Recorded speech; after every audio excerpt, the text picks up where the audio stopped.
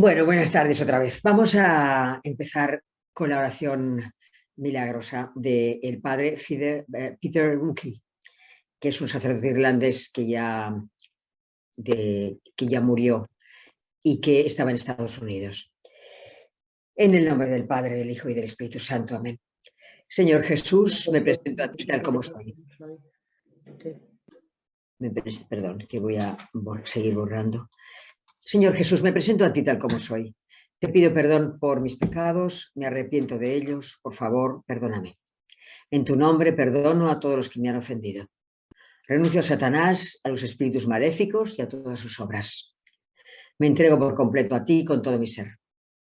Señor Jesús, ahora y por siempre te invito a entrar en mi vida.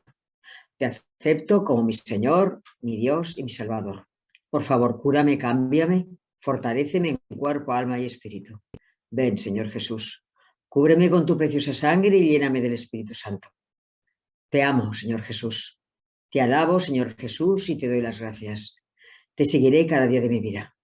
María, mi Madre, Reina de la Paz, San Peregrino, Santo del Cáncer, todos los ángeles y santos, por favor, ayudadme. Amén. En el nombre del Padre, del Hijo y del Espíritu Santo. Amén. Bueno, pues hoy saludo a todos los nuevos alumnos que puedan tener, que puedan ir entrando en Telegram y en YouTube, y todos los que ya me conocéis de siempre, los 4 grupos de siempre, a los cuales voy a dar esta clase de hoy, y si no la escucháis, pues la escucharéis diferido como siempre, ¿no?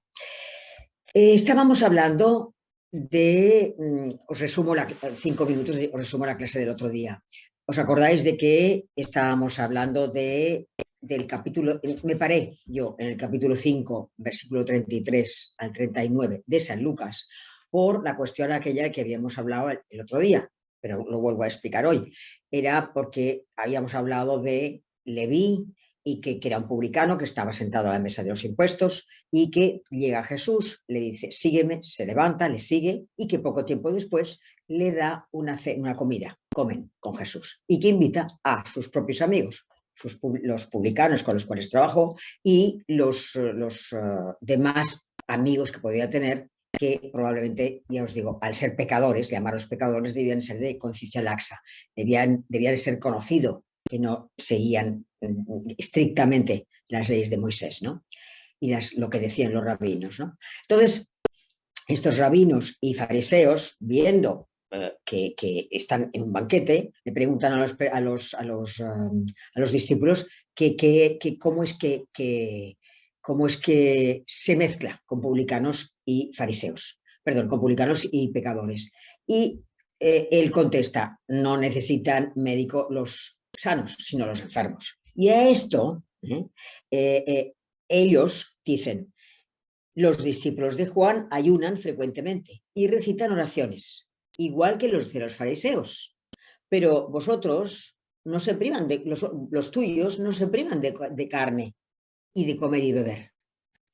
Y entonces yo ahí, a raíz de esto, dije, bueno, a ver, vamos a explicar bien lo que es el ayuno, ¿no? Y entonces, la semana pasada me tocó explicar el ayuno en profundidad, que era el capítulo, es decir, lo que era el ayuno, los albores, los comienzos del ayuno en el Antiguo Testamento, que era el Yom Kippur, la fiesta del Yom Kippur, o fiesta de la expiación, o fiesta del ayuno, o fiesta del perdón, y que la encontrabais en Levítico 16.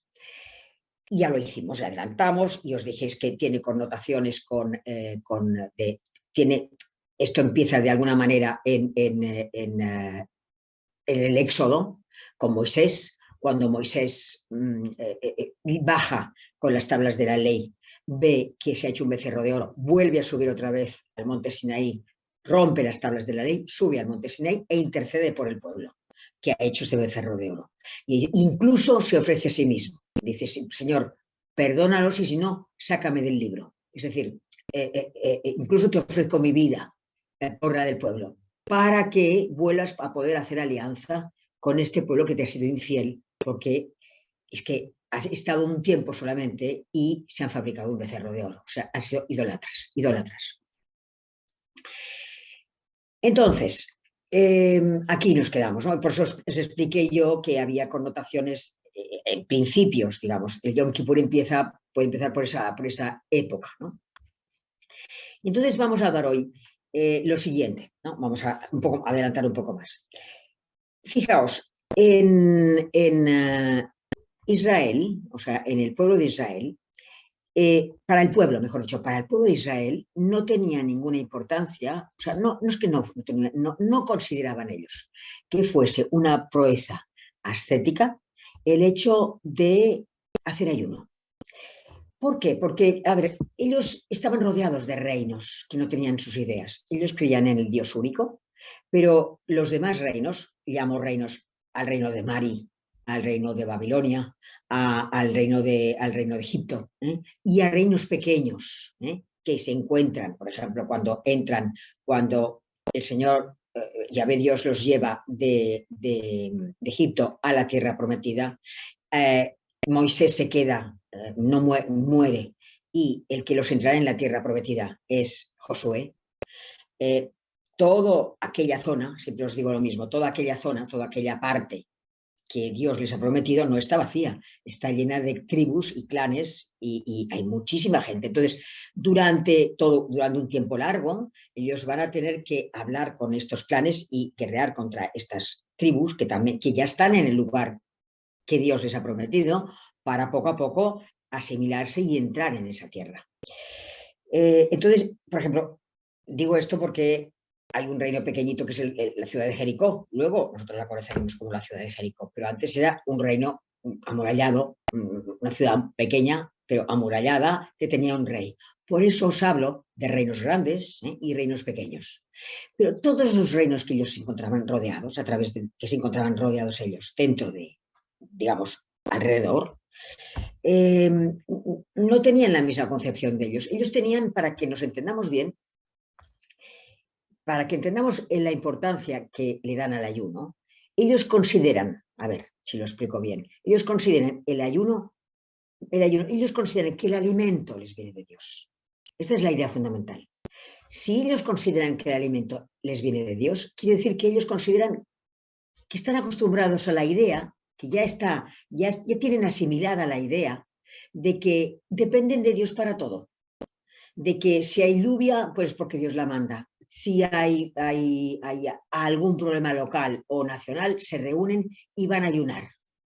O sea, que tienen asimilado que dependen de Dios para todo. Por lo tanto, esto les genera a ellos una humildad enorme, porque saben que no dependen de otras cosas, dependen únicamente de Dios, que es lo mismo que nos pasa a nosotros.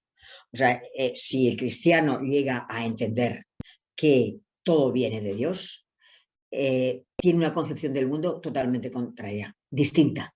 Porque claro, es distinto si yo por ejemplo, si yo hoy, por ejemplo, después de la clase planeo estar en casa y ponerme a descansar un poco y luego leer y luego a las 11 ya meterme en cama. Pero resulta que de repente me llaman por teléfono o me llama alguien de la familia y tengo que salir para una cosa concreta. El plan que yo había hecho después de la clase se acaba. Lo cual, o sea, dependo de las circunstancias, no se sabe nada, se va viendo a través del tiempo, todos vamos viendo a través de los días que pasan cómo se desarrollan las circunstancias. Entonces, ellos entienden perfectamente que dependen de Dios para cualquier cosa. Entonces, en función de esto os voy a leer un texto que está en el Deuteronomio, capítulo 8, versículo 3 o 2, y lo voy a leer a la luz de ellos, a la luz del siglo XIII a.C., y a la luz nuestra. Y veréis que se puede estar perfectamente asimilable. Lo que dice el Deuteronomio aquí es lo que puede decirnos a nosotros exactamente en esta época actual. Por eso hablo de que el Antiguo Testamento tiene muchísimas cosas que, si tenemos luces y nos lo explican, podemos disfrutar mucho más que a lo mejor no se nos ocurre, ¿no? Si no lo explican. Fijaos qué dice. Capítulo 8 del Deuteronomio, capítulo 8, versículo 2, dice, leído a la luz de ellos, dice, acuérdate, esta es la explicación del por qué yo estoy explicando, del por qué ellos entienden que todo depende de Dios.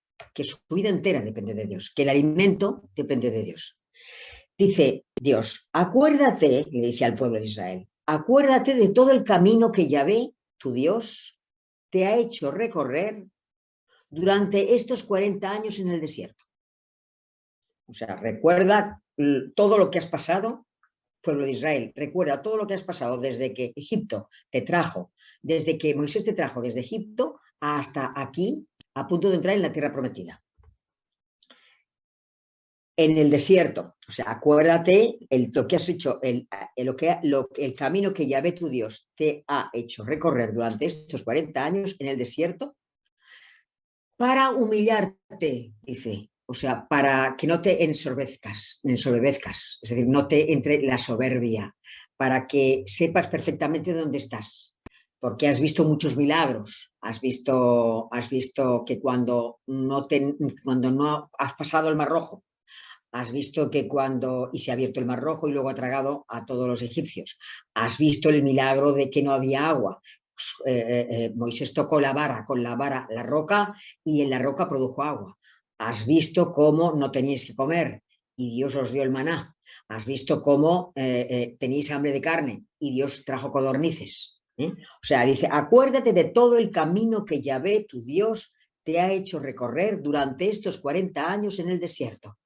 O sea, 40 años ya sabéis que es un número simbólico que significa, digamos, el tiempo necesario que Dios considera que Dios consideró para llegar desde Egipto hasta la tierra prometida. Y decimos 40 años. Igual fue más, igual fue menos. Pero la idea es esa, el tiempo que Dios consideró necesario. Y luego dice, y estos 40 años en el desierto, para humillarte y para probarte. Humillarte y probarte, dice, y para conocer, para humillarte, para probarte y para conocer lo que había en tu corazón. Es decir, cómo era, pueblo de Israel, cómo era tu vida, cómo fue tu desarrollo espiritual a lo largo del tiempo en el que media entre Egipto y la llegada a la tierra prometida. ¿Cómo fue tu desarrollo espiritual? Dice, te hizo pasar hambre, que es lo que he explicado antes, y después te alimentó con el maná, que ni tú conocías ni habían conocido tus padres. ¿Y qué? Para hacerte saber que no solo de pan vive el hombre, sino que el hombre vive de todo lo que le sale de la boca de Yahvé. Aquí lo tenéis. O sea, entonces, aquí ellos entienden perfectamente que Dios les probó y finalmente les alimentaba físicamente con el pan físico, con la comida que necesitaban, y al final, finalmente, ellos entienden a través de Dios que que no solamente es necesario el pan físico, sino el pan espiritual, a través de que Dios dice, no solo de pan vive el hombre, sino de todo lo que sale de la boca de Yahvé, de todo lo que enseña Dios. Y esto es exactamente lo que se puede explicar ahora trasladado a nuestra época. Es lo mismo. Vamos a leerlo a la época nuestra. Dice, acuérdate de todo el camino que Yahvé, tu Dios, acuérdate Javier, acuérdate Isabel, yo, acuérdate María, Antonia, Josefina, Luis, Pedro, todos los que podáis escuchar este texto. Acuérdate de todo el camino que Yahvé, tu Dios, te ha hecho recorrer durante estos 40 años en el desierto. O sea, acuérdate desde tu nacimiento, todo lo que Dios ha hecho a lo largo de tu vida, todas las cosas que tú has hecho y cómo ha ido transcurriendo tu vida a lo largo de todo este desierto, porque este mundo no es otra cosa que un valle de lágrimas, y muchas veces es un desierto, y un desierto espiritual, y muchas veces un desierto físico también. O sea que acuérdate de todo el camino que Yahvé, tu Dios, te ha hecho recorrer durante estos 40 años en el desierto hasta hoy, 29 de noviembre del año 2021. Acuérdate de todo esto. ¿Y qué ha hecho esto? Lo hizo para probarte, es decir, para conocer lo que había en tu corazón. O sea, te ha ido observando, te ha dado libertad y te ha ido observando para ver cómo eran tus altibajos, cómo era tu manera de hacer, cómo ibas acercándote a él y luego alejándote, cómo iba hasta que poco a poco has llegado a una espiritualidad cada vez más alta. Y dice, si observándote y si vas a guardar sus mandamientos o no. Es decir, si a lo largo de nuestra vida del siglo XXI, cómo iba traduciéndose nuestra vida, si verdaderamente íbamos cada vez guardando más sus mandamientos o verdaderamente nos alejábamos otra vez de él. Dice, y después, finalmente, te alimentó del maná. Es decir, finalmente nos alimenta con la Eucaristía. El maná es figura de la Eucaristía. Y dice, para hacerte saber, dice, que no solo de pan vive el hombre, no solamente de pan físico en el siglo XXI vive el hombre, sino de toda palabra que sale de la boca de Yahvé. Es decir, y aquí tenemos nosotros dos bifurcaciones. Es decir, no solamente Dios nos da el pan físico, real, es decir, nos da la posibilidad de poder comer cada día, sino que nos da también el alimento espiritual que se bifurca en dos. La mesa de la Eucaristía, que es recibir a Jesucristo cada día, si es posible, y si no, los domingos, y recibir la mesa de la palabra. Se llamamos la mesa de la palabra la Biblia, es decir, el Antiguo y el Nuevo Testamento. O sea que tenemos dos entradas para hacerte saber que no solamente de pan vive el hombre, sino de toda palabra que sale de la boca de Yahvé. Es decir, toda palabra que sale de la boca de Yahvé es el Antiguo Testamento y el Nuevo Testamento, que se complementan. Y por eso hay que explicarlos los dos puntos. Uno complementa al otro. Por eso decía que este texto se puede explicar exactamente igual se puede aplicar para el siglo XIII como para nosotros. Vale, entonces, entendido esto, estábamos en el ayuno, ¿no? Y os decía que el ayuno para ellos, con mi lenguaje, no les supone ningún trauma hacer ayuno, puesto que ellos ya tienen asimilado la idea de hacer ayuno, abstinencia, digamos, de penitencia. Ahí tienen la ayuda, la idea esta ya la tienen incorporada a ellos, ¿no? Entonces, fijaos, hay una cosa que hay que entender primeramente. El ayuno forma parte de los ritos de la penitencia. Esto hay que entenderlo así. Parte del rito de la penitencia es el ayuno. Entonces, desde este punto de vista, hay que ver que, por ejemplo, si una persona, como por ejemplo, una persona, digamos, lleva una trayectoria de vida, ¿no? Con altibajos, pero llega un momento en que cada vez se hace más espiritual. Entonces, digamos que se reconvierte. O sea, ya está convertido, pero bueno, se ha convertido, ha estado bautizado, pero ha estado alejado de la iglesia. Entonces, cada vez se acerca más a Dios, cada vez, digamos, que sufre esta reconversión. Entonces, esta reconversión, digamos que la persona siente tal pena, por ejemplo, por entender que ha ofendido a Dios X años de su vida, que hace que pueda llegar a pensar que lo que quiere es, digamos, de alguna manera sacrificarse, o sea, abstenerse de algo a través de la espiritualmente o físicamente, por ejemplo, a través del ayuno, por ejemplo, o de la penitencia. Entonces puede llegar, o bien, por ejemplo, son ejemplos, o bien puede llegar digamos, a hacer algún rito de este tipo porque piensa que quiere, digamos, arrepentirse, quiere arrepentirse de todo lo que ha hecho hasta verdaderamente el momento en que verdaderamente ha pedido perdón a Dios con todo el corazón.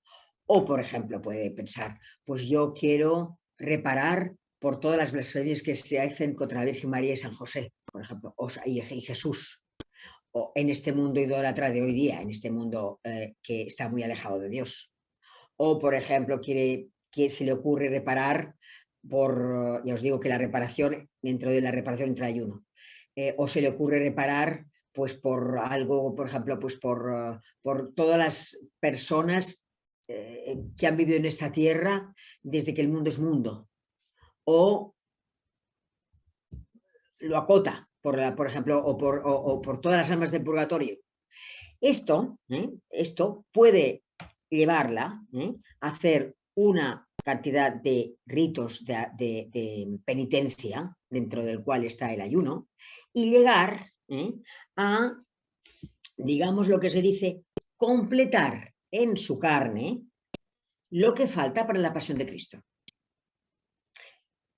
Esto que digo, completo en mi carne lo que falta para la pasión de Cristo, está en la carta a los Colosenses, el capítulo, me parece que es 1, versículo 24, si no me equivoco. Voy a leerlo y lo explico, porque muchas veces se entiende mal.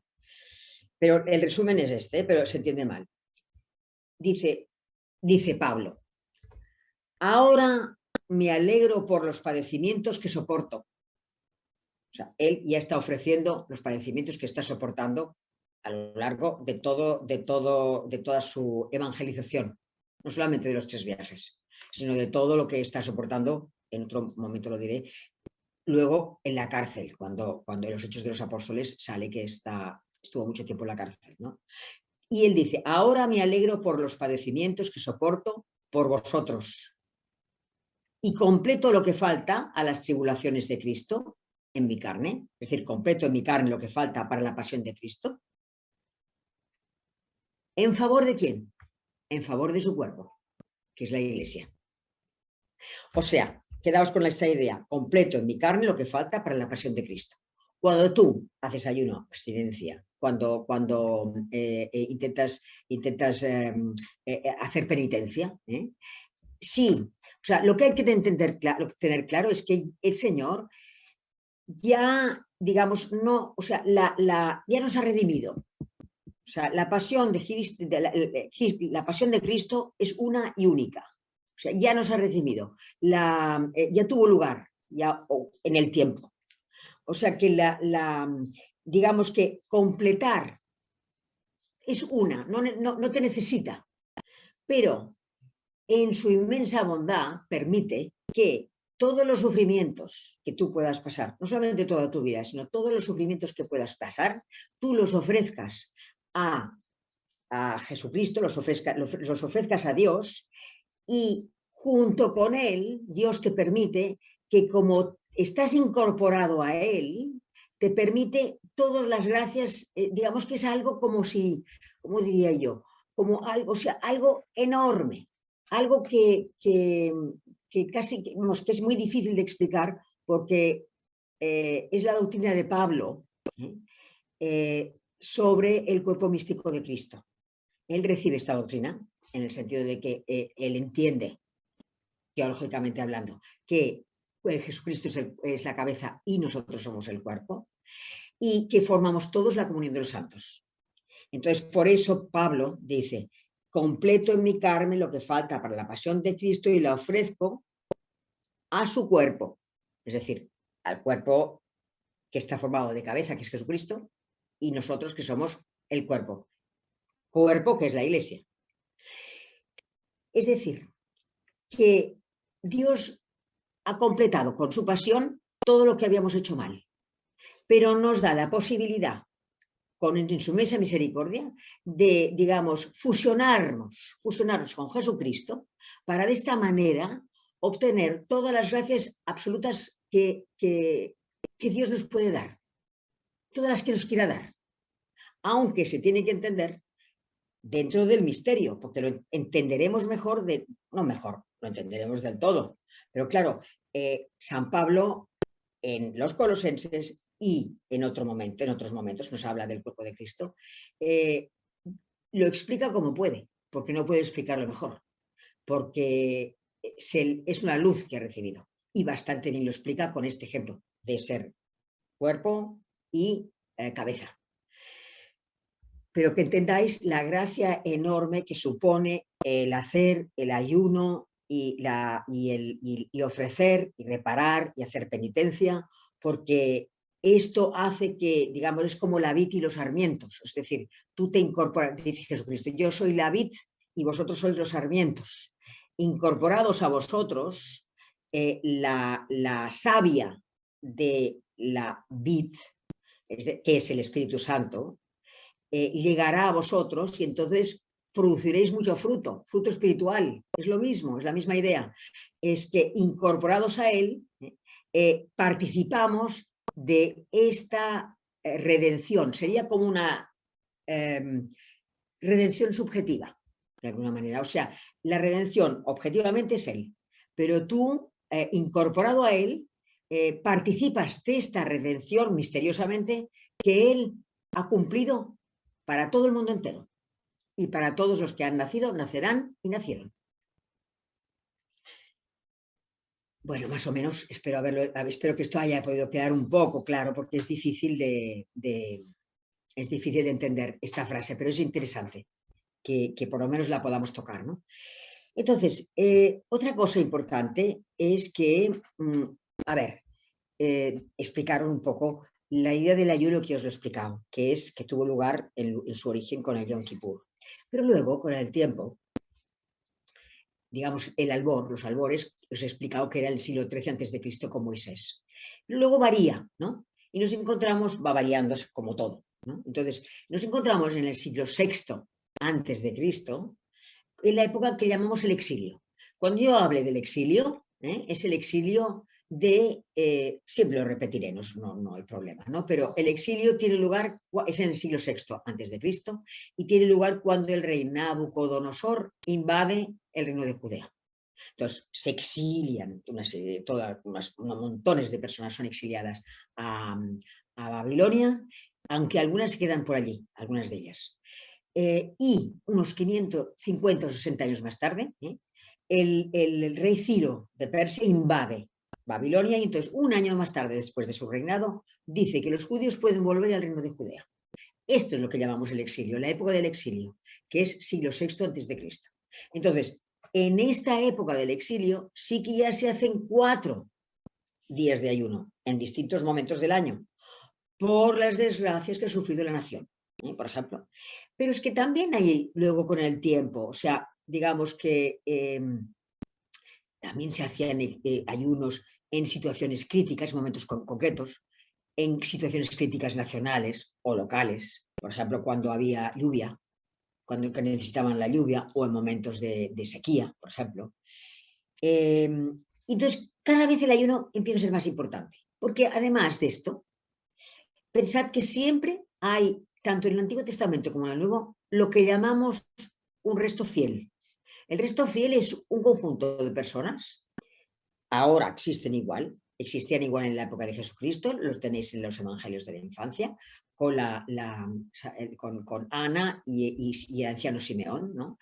Que son, digamos, había muchas más personas, pero los padres de Juan Bautista, la madre de la Virgen, Joaquín y Ana, en fin, tenéis un grupito de personas que siempre son el resto fiel, lo que llamamos el resto fiel. Igual existía en el Antiguo Testamento. Gente muy piadosa que independientemente de los ayunos, de los ayunos que se hicieran como fiestas, que lo hiciera todo el mundo, siempre existían en su corazón gente muy piadosa que lo hacía por su propia cuenta. Incluso ahora mismo, pues en un pueblo de 700 personas, por ejemplo, siempre hay 2 o 3 personas que interiormente rezan a Dios. Son piadosos. Siempre hay en todas partes del mundo. Te vas encontrando gente que es muy religiosa. Entonces, esto que del ayuno cada vez, o sea, esto es el resto fiel, pero luego ya con la comunidad cristiana, después de que el Señor ha resucitado, ha ascendido al cielo y el Espíritu Santo es enviado en Pentecostés, tenemos ya todos los hechos, en los Hechos de los Apóstoles, tenemos ya pues montones de veces en que se nos señala que la comunidad que viene, Pedro, Pablo, los que están en la religión cristiana, los convertidos, los cristianos recién convertidos, también ayunan. Por ejemplo, vamos a ver el capítulo 13 de los Hechos de los Apóstoles, un párrafo muy pequeño, que dice lo siguiente. Esto como ejemplos de ayuno, estoy hablando de ejemplos de ayuno y cómo ha evolucionado el ayuno a lo largo del tiempo hasta hoy, ¿no? Dice el capítulo 13 de los Hechos de los Apóstoles. Había en Antioquía, en la iglesia allí establecida, profetas y maestros. Que sepáis que una cosa es Jerusalén, que es la ciudad santa, y fuera de Jerusalén, en Antioquía, en una ciudad que es una ciudad que ahora no queda absolutamente nada, no vale la pena visitarla porque no hay absolutamente nada, había en Antioquía un grupo muy fuerte de judíos, o sea, una cantidad de judíos grande que se había ido de Palestina, lo que llamaríamos Palestina en esa época, y se había ido a Antioquía. Y dentro de estos judíos había una comunidad fuerte también cristiana. Entonces dice el texto, había en Antioquía, en esta ciudad que no existe, en la iglesia allí establecida, en la iglesia de Dios, en la iglesia de Jesús, entre los cristianos, ¿no? Profetas y maestros. Es decir, gente que tenía, ya sabéis que un profeta es una persona que habla de parte de Dios al pueblo.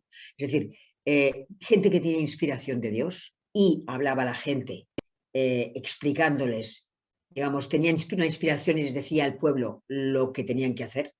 Pues en esta ciudad de Antioquía había profetas y además de profetas había maestros. Es decir, gente que se dedicaba a enseñar lo que había aprendido de Jesucristo. Por eso la comunidad cristiana cada vez creía más, cada vez había más judíos convertidos, ¿no? Entonces dice, mientras estaban celebrando el culto del Señor y ayunando, o sea, un día, estaban celebrando el culto del Señor, estaban celebrando lo que llamamos nosotros hoy día la Eucaristía, que era muy parecida a lo de entonces. Se han establecido, han puesto una serie de oraciones después, ¿no? Para redondear lo que llamamos la Eucaristía, la misa. Pero en ese momento lo que hacían era, daban el pan del Señor, es decir, el cuerpo y la sangre del Señor la recibían y leían textos del Antiguo y del Nuevo Testamento. Y rezaban oraciones. Entonces, esta comunidad estaba en este momento así. Dice, mientras estaban celebrando el culto del Señor, que es la Eucaristía actual nuestra, y ayunando, dijo el Espíritu Santo por medio de uno de los profetas, o sea, le inspira el Espíritu Santo a una de las personas que estaban allí celebrando la Eucaristía. Separadme ya a Bernabé y a Saulo para la obra a la que los tengo llamados. Es decir, todavía Pablo se había trasladado a la ciudad de Antioquía y estaba pues hablando con Bernabé y más gente, pero todavía no había empezado ninguno de los 3 viajes que luego haría. Pero el Señor dispone que ya ha llegado el momento para que Saulo, es decir, Pablo, empiece el primer viaje. Y por eso le dice a través de los profetas, ya es hora de que ha llegado la hora de Pablo y de Bernabé. Dice, separadme ya a Bernabé y a Saulo para la obra a la que los tengo llamados. Entonces dice, después de haber ayunado y orado, o sea, primeramente están rezando y ya han ayunado. Entonces reciben este aviso del Señor que dice que ya es hora de que Pablo y Bernabé se preparen para la obra, para la misión que les tiene encomendada, que no saben ellos lo que es, simplemente que les preparen. Entonces ellos vuelven a ayunar otra vez, vuelven a rezar sobre ellos, dice, les impusieron las manos y les enviaron. O sea, a partir de ahora entonces empezará el viaje de Pablo en Chipre con el mago Elías, que no podemos hacer porque entonces ya es otra cosa, ¿no? Pero esto es para enseñaros que en la iglesia nueva, en la nueva iglesia que se forma después de que Jesucristo ha muerto y ha resucitado y se ha enviado el Espíritu Santo, también ayunaban cada 2 por 3 y hacían penitencia y se abstenían, en fin, todo lo que quieras, ¿no? Entonces, vamos a, bueno, obviamente esto, los cristianos de nuestros días no entienden nada de lo que es el ayuno, ¿no? O sea, también es que no se les ha explicado. Claro, si no se les explica ni las escuelas ni las familias, obviamente, pues esto, incluso piensan que el ayuno es una cuestión que puede ser peligroso para la salud, que no digo yo que no lo sea, sino si una persona es diabética, por ejemplo, tiene que cuidarse y tiene que tener cuidado del tipo de ayuno que hace. Pero si una persona está sana, puede ofrecer como abstinencia o como penitencia el ayuno perfectamente, y ayunar puede ser ayunar de un bombón, o en el sentido de decir, pues, como todo tiene una trayectoria, a lo mejor te resulta muy duro si te ofrecen de repente un bombón que te gusta mucho el chocolate, pero lo que puedes hacer es decir, vale, me lo guardo, y puedes decirle al Señor, me lo tomo en 5 minutos, otro día te lo tomas en un cuarto de hora, otro día te lo tomas al día siguiente, y así vas alargando hasta que puedes llegar a ayunar del bombón. del chocolate sin ningún problema. Quien dice esto dice la televisión, o sea, un ayuno de este programa de televisión que me apetece. Pues no lo quiero ver hoy. Hoy haré un esfuerzo para no verlo, por ejemplo, ¿no? Entonces, vuelvo otra vez al Antiguo Testamento, ¿no? Para que entendáis que había muchas ocasiones en las cuales se hacía ayuno. Por ejemplo, bueno, antes de empezar algo difícil, ¿no? Se ayunaba. Cuando una mujer se quedaba viuda, también ayunaba porque se quedaba desprotegida, por ejemplo. Podía hacerlo, ¿no? Por ejemplo, también cuando para pedir un favor, ahora lo veremos, ¿no? Para pedir un favor, por ejemplo, esto lo hace, acordaos de que ya os lo expliqué, esto lo hace el rey David. Acordaos de que el rey David, vamos a buscar dónde está esto, el rey David, acordaos de que el rey David, el rey David estamos en el siglo XI, X antes de Cristo. El rey David, una tarde, sobre las 3 de la tarde, sale a la terraza y ve de lejos a Betsabé y se enamora de Betsabé. Dice que la traigan, tiene sus relaciones con ellas y Betsabé se queda embarazada. Pero Betsabé es la mujer de Urías, que es el lugarteniente de David, del rey David. Entonces hace un doble pecado el rey David, que consiste en el adulterio y al mismo tiempo en matar a su general, que es Urías, porque él quiere casarse con Betsabé. Siempre digo lo mismo, ¿no? Y ahora lo veréis, que a pesar de todo lo que hizo el rey David, David es un hombre según el corazón de Dios, porque se arrepentía. Muchos no se arrepienten. Entonces, es como el paradigma de que entendamos que por mucho cosas que hagamos, siempre podemos llegar a Dios si nos arrepentimos. Entonces, fijaos lo que hace aquí David. David tiene un hijo con Betsabé y el niño se pone muy enfermo. Entonces, en el texto, en el segundo libro de Samuel, capítulo 12, versículo 15, perdón, versículo 16, dice: David suplicó a Dios por el niño. Y hizo David un ayuno riguroso, dice el texto. Entraba en casa y pasaba la noche acostado en el suelo. O sea, aparte del ayuno riguroso, para un rey, acostarse en el suelo era algo inconcebible. Fijaos el tipo de ayuno que hacía. Se acostaba en el suelo mientras todos los ancianos de su casa estaban junto a él y se esforzaban por levantarle del suelo. Pero él quería hacer este ayuno en ofrecimiento a Dios para que salvara al hijo. El séptimo día murió el niño. Entonces le dijeron que había muerto. ¿Qué hizo David? Se lavó, se levantó, se lavó, se ungió y se cambió de vestido. Luego fue a la casa de Yahvé y se postró. La casa de Yahvé es donde estaba el Arca de la Alianza, el Santo de los Santos. Es decir, fue a la iglesia nuestra, el equivalente a la iglesia, y se postró. Postrarse quiere decir no solamente ponerse de rodillas, sino ponerse, es decir, postrarse es echarse totalmente en el suelo. Es decir, humillarse lo máximo de lo máximo.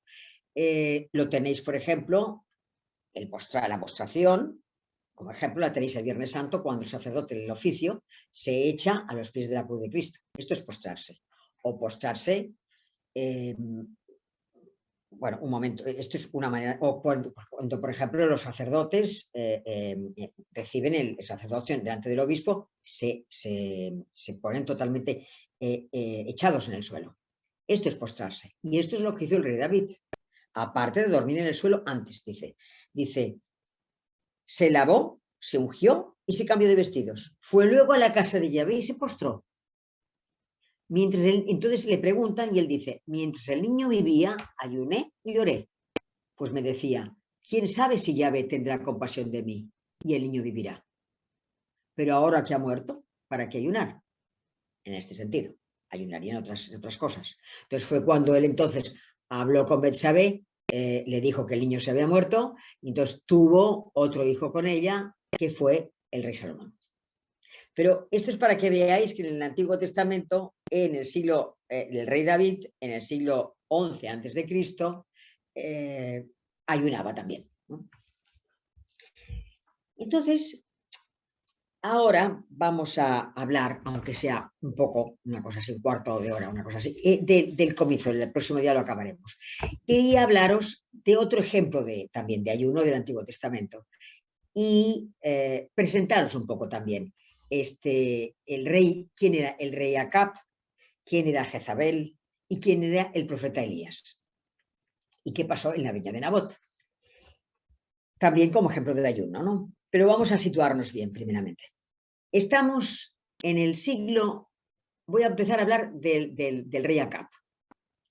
El rey Acab es un rey del siglo IX antes de Cristo y reinó durante 22 años.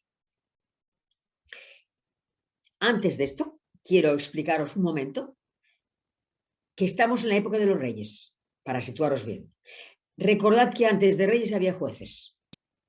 Recordad que el pueblo de Israel estuvo 400 años en Egipto y finalmente Moisés los lleva a la tierra prometida. En este tiempo en el que los lleva a la tierra prometida y muere Moisés y los entra, como he dicho al principio de la clase, Josué les entra en la tierra prometida, en el principio de la tierra prometida. Habrá muchísimas, habrá guerras y tendrán que entablar relación con todas las tribus y clanes que hay en ese lugar para ir ocupando poco a poco esa nación que Dios les ha prometido. Pero después en este tiempo de Josué, en este tiempo, quien manda son los jueces. Y es una época caótica, es una época, como digamos, es una sociedad tribal dispersa. Porque imaginaos que son 800 o 900.000 personas que corren por allí, andan por allí y no entran todavía. Algunas entran en parte en la tierra prometida, otras no, otras están esperando en entrar. Entonces están regidas por jueces. Entonces hay un momento dado. ¿Cómo se pasa? ¿Cuándo empieza cómo empieza a reinar? ¿Cómo se dispone de jueces? ¿Cómo se pasa a tener reyes? Pues esto lo encontramos si no me equivoco, la primera carta, o sea, la institución de la monarquía, vamos, quiero decir, para que tengáis claro, porque yo os estaba hablando del rey Acab, que es el 10º rey y que es el siglo IX, pero claro, primeramente entiendo yo que hay que hablar de que aparece el rey Acab así, no, es el 10º rey, perdón, el 10º rey de los reyes de Israel, pero antes, ¿qué ha pasado? Había jueces. Entonces, ¿cómo se instituye la monarquía? Pues tenemos en el capítulo 8, versículo del libro primero de Samuel, en el capítulo 8, cómo Samuel, que es profeta,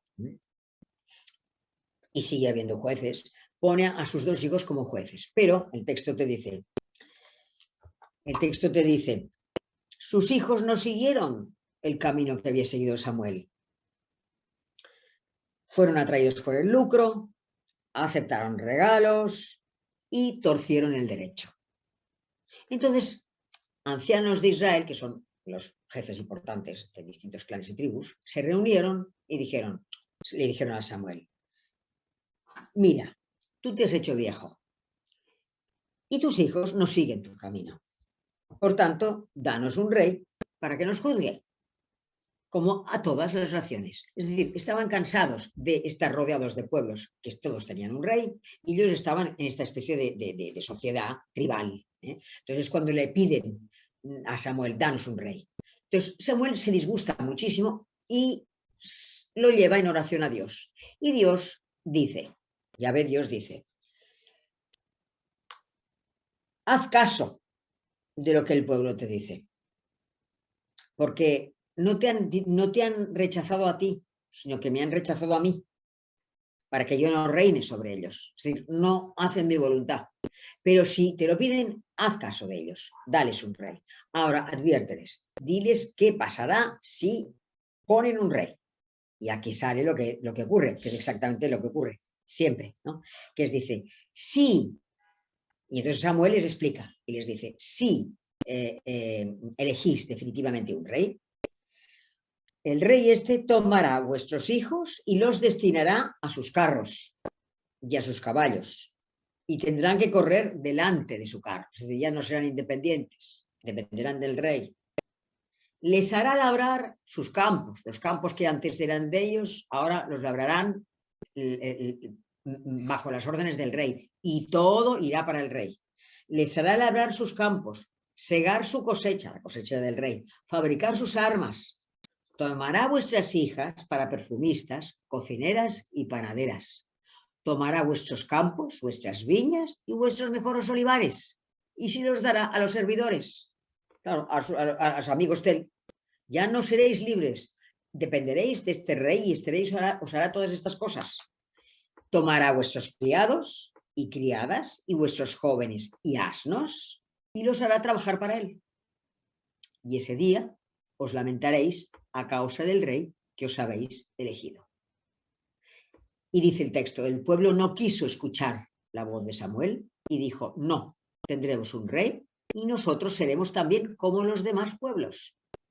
Nuestro rey nos juzgará e irá al frente de nosotros y combatirá nuestros combates. O sea que fueron ellos los que quisieron un rey. No estaba en la mente de Dios, digamos, que el darles esto, solamente que se lo da porque ellos lo piden, ¿no? Y el primer rey fue el rey Saúl, y después de Saúl vino el rey David, ya, ¿no? O sea que estamos en este momento en el siglo XI. O sea, lo que os he explicado a raíz de hablar del rey Acab, que es el 10º rey, es la transición de jueces a reyes. Entonces ya estamos con el rey Acab y estamos en el siglo IX a.C. y estamos en este momento en el que nos dicen que es un rey que reinó 22 años. Entonces, en ese momento, cuando muere Salomón, el reino se divide en dos. El reino del norte y el reino de Judá. El reino del norte se llamaba Reino del Norte o Reino de Israel, y el reino del sur se llama Reino de Judá o de Judea. Se divide en dos. Entonces, el reino del norte es regido por el rey Acab, pero claro, quedan cojo, como si dijéramos. Entonces, él hace alianza con el rey de Tiro. Fijaos que en el mapa es lo mismo, ¿no? O sea, tenemos Palestina, es decir, el reino de Israel, y encima tenemos el Líbano. Es decir, teníamos el reino del norte y luego lo que es Fenicia, el sur de Fenicia. O sea, el sur de Fenicia y el norte de lo que llamamos ahora Palestina, que en este momento era el reino del norte de Israel, el reino de Israel o reino del norte, se juntan.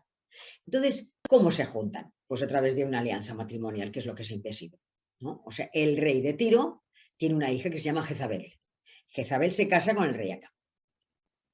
Entonces, el rey de Tiro concede unos grandes beneficios al reino del norte, que se ha fusionado con su reino, y claro, crece en potencia y fuerza.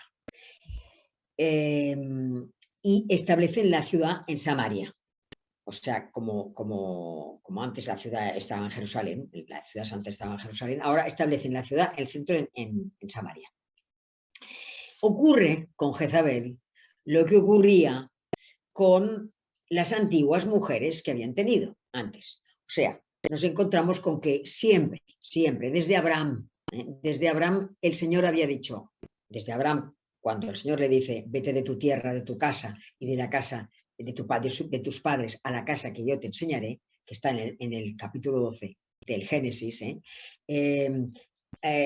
bueno, pasa muchísimas cosas con Abraham, pero luego Abraham tiene un hijo que se llama Isaac y luego Isaac tiene dos hijos, Esaú y Jacob. Y Esaú se casa con una hitita y luego ya se descasa al final, se acaba, la abandona. La idea fundamental de los patriarcas, que eran Abraham, Isaac y Jacob, es que dentro del clan no entrase ninguna persona, ninguna mujer que que no fuese del clan o no fuese de la tribu, porque traía los dioses de los cuales, a los cuales que ella adoraba.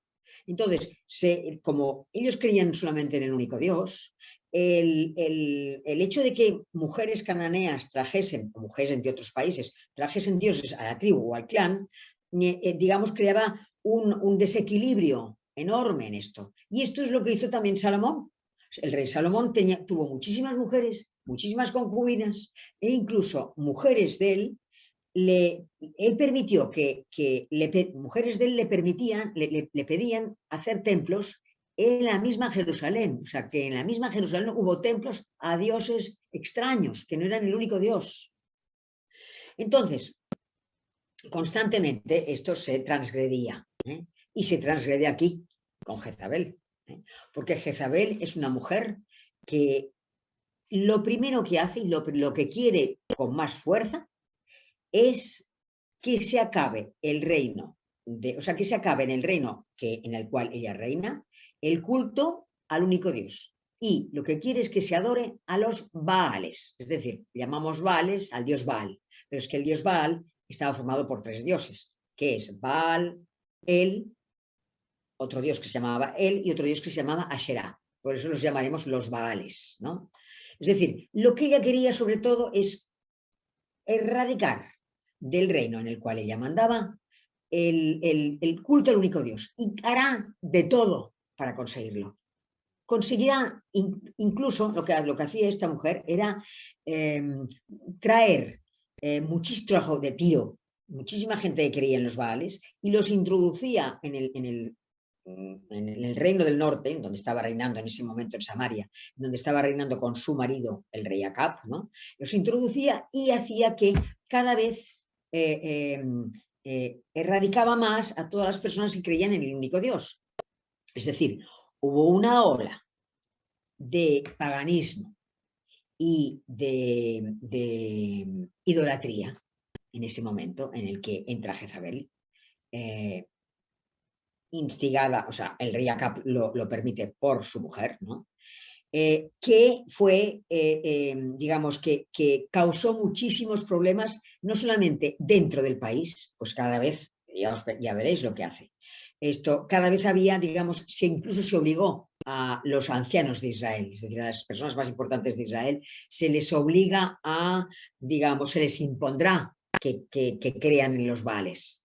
Y esto también crea problemas en la frontera de Judá. Os he dicho que Palestina estaba dividida en ese momento entre el reino del norte y el reino de Judá. Entonces, claro, en el reino de Judá se temía que se contagiase la gente, porque tenían parientes y amigos en la frontera y en el otro lado también. Entonces, viendo la enormidad de lo que está, la inculturación, claro, los Baales lo que tenían eran otros tipos de cultura, tenían otros tipos de manera de hacer.